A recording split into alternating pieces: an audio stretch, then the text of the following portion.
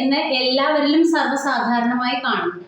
പെട്ടെന്ന് നെഞ്ചുവേദന വരികയും കൈകാലുകളിൽ മരവില്, തലകറക്കം ഉണ്ടാകുക, പെട്ടെന്നൊരു ക്ഷീണം ഉണ്ടാകുക, വിയർക്കുക, അങ്ങനെ ഹാർട്ട് അറ്റാക്കിന്റെ എല്ലാ സിംറ്റംസും ഉണ്ടാവുകയും എന്നാൽ ECG നോക്കുമ്പോൾ നോർമൽ ആയിരിക്കുകയും ചെയ്യും.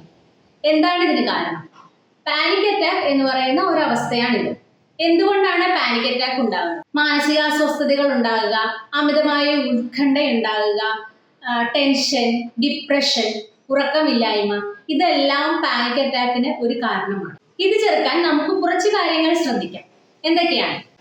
ആദ്യമായി ഒരു ECG എടുത്ത് നോക്കുക, അത് ഹാർട്ട് അറ്റാക്ക് അല്ല എന്ന് ഉറപ്പുവരുത്തുക. രണ്ടാമതായി നമുക്ക് ബ്രീതിങ് എക്സസൈസ് ചെയ്യാവുന്നതാണ്.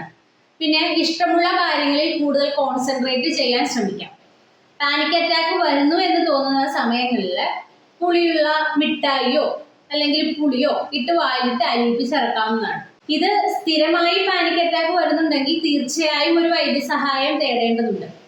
പിന്നെ കൗൺസിലിംഗ് നടത്താം.